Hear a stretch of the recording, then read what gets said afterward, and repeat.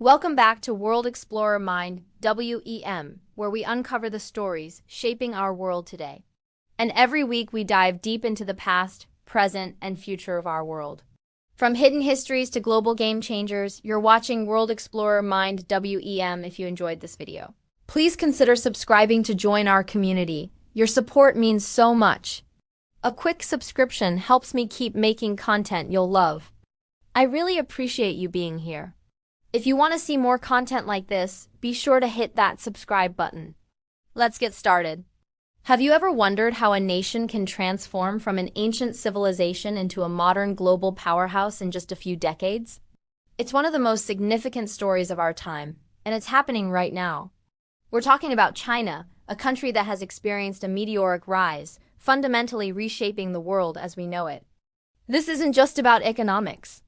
It's about technology, culture, and a new vision for the global order. So how did this happen?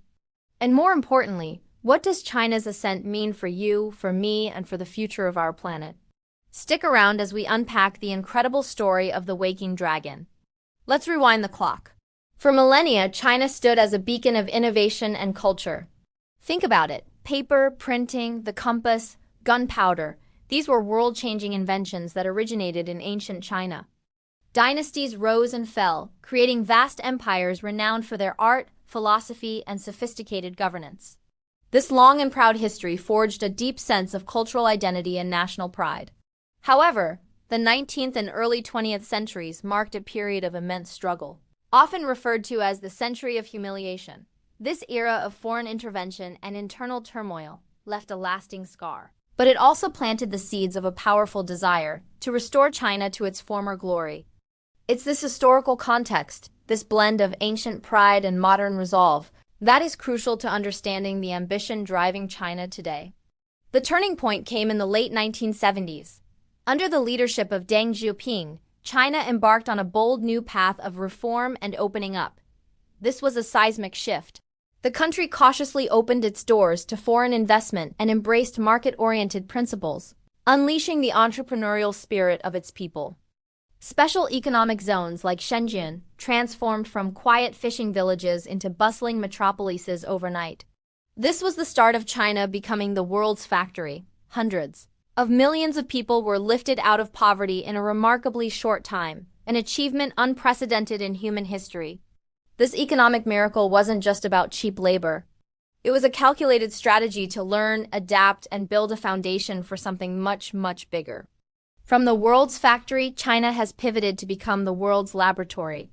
The nation is no longer content with just assembling products. It's now designing and innovating them. Look at companies like Huawei in 5G technology, DJI in the drone market, or Tencent with its super app, WeChat. This is all part of a national strategy called Made in China 2025, an ambitious plan to become a global leader in high-tech industries, from robotics and artificial intelligence to electric vehicles and aerospace. China is pouring billions into research and development, fostering a new generation of scientists and engineers. This technological leap is not just about economic competition. It's about gaining a strategic edge and reducing reliance on foreign technology, fundamentally altering the global tech landscape. But China's ambition doesn't stop at its borders. Enter the Belt and Road Initiative, or BRI. This is arguably one of the most ambitious infrastructure projects in history. Imagine a modern-day Silk Road, a vast network of ports, railways, roads, and pipelines connecting Asia with Europe, Africa, and beyond. China is financing and building these projects across dozens of countries, creating new trade corridors and strengthening its economic influence. Proponents see it as a new engine for global growth, a way to develop infrastructure in countries that desperately need it.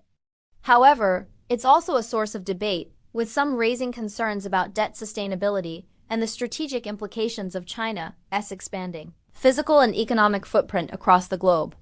As China's economic and technological power grows, so does its diplomatic and cultural influence. The country is taking on a more assertive role in international institutions like the United Nations. It's also expanding its soft power through cultural exports, language programs like the Confucius Institutes, and a massive global media presence. China is actively promoting its own model of development and governance as an alternative to the Western liberal democratic order. This presents a new dynamic in global politics. We're moving from a unipolar world, dominated by one superpower, to a multipolar world where different powers and different ideologies compete for influence. This shift creates both opportunities for new forms of cooperation and challenges that will define international relations for decades to come. So what does all this mean for the rest of the world? It's a complex picture with no easy answers. On one hand, China's rise has created immense economic opportunities. It's a huge market for goods and services, and its investments have fueled growth in many parts of the world. Global challenges like climate change and pandemics cannot be solved without China's cooperation. On the other hand, its rise also creates competition. There are ongoing debates about trade imbalances, intellectual property, and different values concerning human rights and digital freedom. Navigating this relationship, balancing cooperation with competition, is the great geopolitical challenge of the 21st century. It requires a nuanced understanding, moving beyond simple headlines to appreciate the intricate forces at play. The story of China's rise is ultimately a story of duality. It's a nation that is simultaneously ancient and futuristic, a developing country with the world's second-largest economy, a source of both incredible opportunity and significant strategic challenges. Its journey is reshaping global supply chains, technological standards, and the very balance of power. For us, as global citizens, understanding this transformation is not optional. It's essential. It affects the products we buy, the technology we use, and the geopolitical landscape our children will inherit. The dragon has truly awakened, and its presence is being felt in every corner of the globe. The world is watching to see what kind of global power China will become.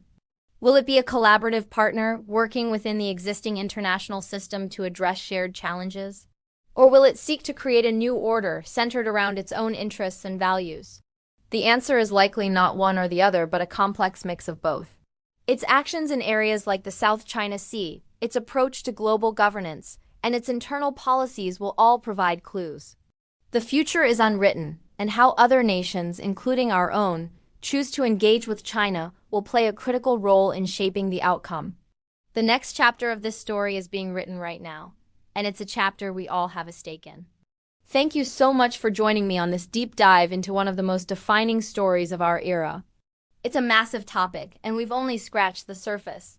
What aspect of China's rise do you find most fascinating or concerning?